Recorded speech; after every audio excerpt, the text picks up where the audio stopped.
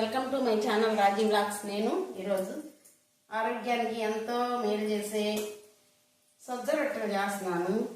చూడండి,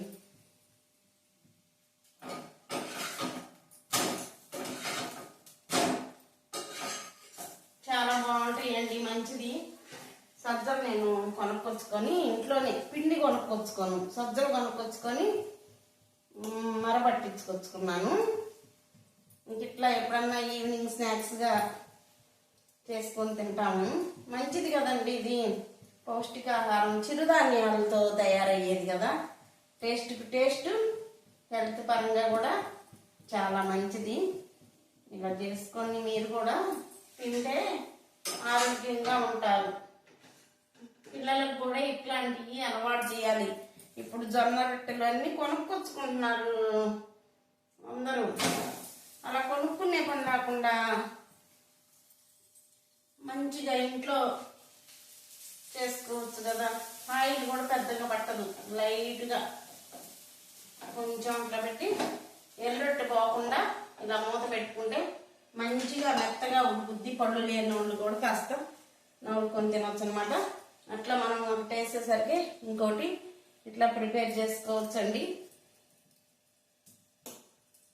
చాలా ఈజీగా ఉంటుంది. చూడండి, దీంట్లో నేను ఏమేమి వేసానంటే కరివేపాకు, జీలకర్ర, ఉల్లిపాయ ముక్కలు, మరి ఇంకా అల్లం, పచ్చిమిర్చి, కాస్త ఎండుగారం వేసానండి. పచ్చిమిర్చి మంట అస్సలు లేవు, మరి కాస్తన్నా కూడా ఘాటుగా లేకపోతే టేస్ట్గా ఉండవని చెప్పేసి కాస్త వేసానండి. ఎండుగారం కూడా ఇట్లా వేసేటప్పుడు మనం ఏం లేదు, కాస్త తడి అద్దుకొని చేసుకుంటే బాగా ఈజీ అండి. నేర్చుకోండి. ఇంకా ఎవరన్నా చేతకాని వాళ్ళు కూడా ఇలాంటి తిండి తింటే ఆరోగ్యానికి మంచిదన్నమాట. ఇలాగా చిరుధాన్యాలతోటి ఆవిరి మీద కూడా ఉడుకుతుంది కదా, పోషకాలు కూడా పోవన్నమాట. మీకుంటే కొత్తిమీర వేసుకోవచ్చు, క్యారెట్లు వేసుకోవచ్చు, ఇంకా మీ ఇష్టం అండి. అదంతా కూడా నేనైతే ఇప్పుడు ప్రస్తుతానికైతే నాకు ఇంట్లో ఏమన్నాయో అవే వేసానండి. చూసారుగా, ఇది ఒప్పుకునేసేటప్పటికి ఇది ఈ వైపు వేయండి. కాసేపు అటు కూడా యాగనిద్దాము. రెండు వైపులా కాల్చుకోవాలండి రొట్టెని మాత్రం, అప్పుడే మంచి టేస్ట్ ఉంటుంది అన్నమాట. ఆరోగ్యానికి అయితే చాలా మంచిది. చూద్దాము, ఇది రెండో వైపు వేగిందేమో. ఇంకా ఉండనిద్దామండి. చూస్తున్నారు కదా ఎట్లా చేస్తున్నాను. ఇంకెన్నిలే, ఇంక 3, 6, 7 ముద్దలు ఉన్నాయి. ఒకటి అలా ఉంటే ఏం అవ్వదండి. రేపు కూడా తినొచ్చు మంచిగా. నేనైతే అంతే తింటా. ఈ పూట మాత్రం తలా 3. ఇంకా అన్నం తిన్నాను చెప్పేసా మా పిన్నికి. వాళ్ళ ఇష్టం, వాళ్ళ అక్కదమ్ముళ్ళు తింటే తింటారు, వాళ్ళ ఇష్టం. అది నాకు మటుకు సరిపోతాయి. ఒకవేళ ఎప్పుడు నాకేస్తే ఆల్రెడీ ఉంటాయి కదా మధ్యలో తినడానికి. మన హెల్త్ మనమే చూసుకోవాలి కదా. ఇంకా వచ్చేసింది చూసారా, ఇది చూసారా చక్కగా గాలి వచ్చింది. ఇంక ఇప్పుడు మళ్ళీ ఏం లేదు, చూడండి ఎలా వస్తుంది.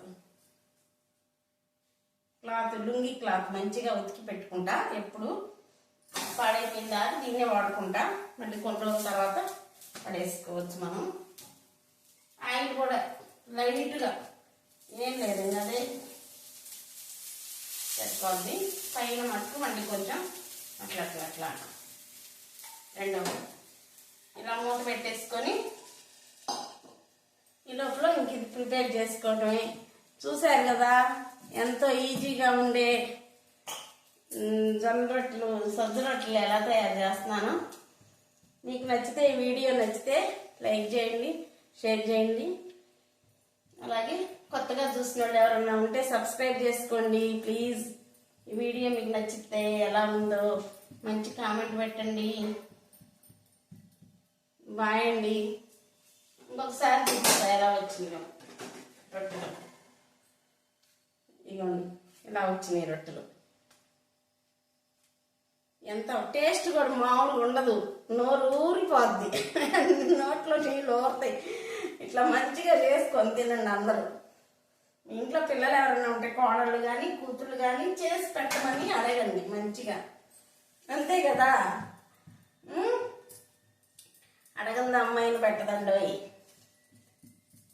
నేనైతే మరి ఇంకా నాకు ఇష్టం కాబట్టి నేను అందరికీ చేసి పెడతా, నేను తింటా కాబట్టి నా వాళ్ళందరికీ చేసి పెడతా. అక్కడికి పోయినా అంతే, మా పిల్లలు చేసుకోరు, నేనే అమ్మా రొట్టెలు చెయ్యమ్మా అంటాను.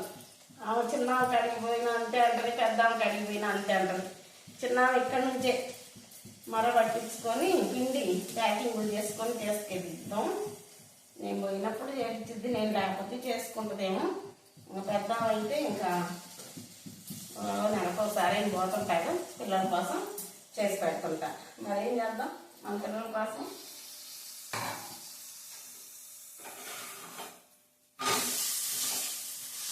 సరిగా ఎంతో ఈజీ కదా రొట్టెలు చేసుకోండి, ఎందుకు ఆలస్యం మరి చక్కగా.